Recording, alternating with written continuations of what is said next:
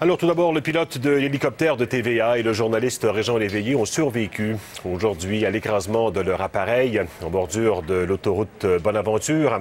Et tout ça au moment où il y avait beaucoup de circulation dans le secteur. On était en pleine heure de pointe. Marc-André Masson, les médecins confirment, on ne craint pas pour leur vie, mais ils souffrent quand même de fractures importantes. Oui, tout à fait. C'est ce qu'on nous a dit. On ne peut pas être plus précis que ça en vertu des lois, puis on veut respecter la vie privée de ces deux individus. Effectivement, Régent Léveillé est arrivé 1 heure après son collègue, le pilote Antoine Léger, à l'hôpital parce qu'il était coincé dans les débris de la carlingue de l'hélicoptère. Les deux auront vraisemblablement besoin d'opération. Bonne nouvelle, Régent Léveillé bougeait les jambes parce que le pilote, lui, était sorti tout seul de l'aéronef, mais Régent a eu besoin d'aide, a dû être désincarcéré de cet appareil. Et donc, il peut bouger les jambes, ce qui semble écarter pour le moment les risques de paralysie. Il a eu froid, mais il n'a pas souffert d'hypothermie. Et puis, au cours des prochaines heures, on va préparer un plan d'intervention. On va savoir si on les opère tout de suite, en soirée ou demain, parce que il n'y a pas un lien direct entre la gravité des blessures et la nécessité d'opérer tout de suite. C'est ce que le docteur Jean-Marc Troquet nous a dit, le chef de l'urgence,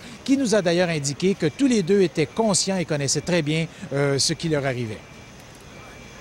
Les deux sont complètement conscients, ils savent ce qui leur arrive, ils savent ce qui va se passer dans les prochaines heures. Les deux sont au courant de leurs blessures et encore une fois, ils sont complètement conscients, donc il n'y a pas de blessure intracrânienne, pas de blessure traumatique à la tête.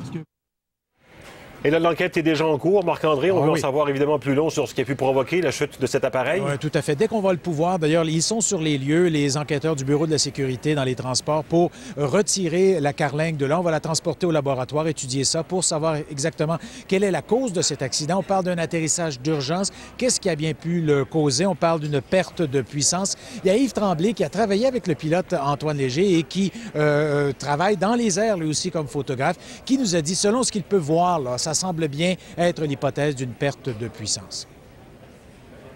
Je présume que peut-être une panne moteur parce que c'était froid matin, il y a peut-être du givre dans le carburateur. Moi, c'est ce que je présume.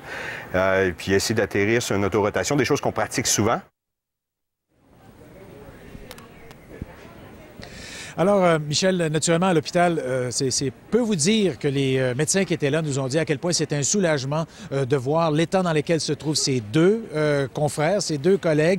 On nous a dit, c'est toujours inquiétant, vous savez, quand on nous parle d'un écrasement en milieu urbain, ça aurait pu être catastrophique si c'était atterri en plein dans l'autoroute ou dans des immeubles, dans des édifices à bureaux, etc. Ça aurait pu être encore bien plus grave. Alors, ils sont soulagés de voir que les deux hommes sont maintenant hors de danger. Voilà. Merci beaucoup, Marc-André. Au revoir. Au revoir.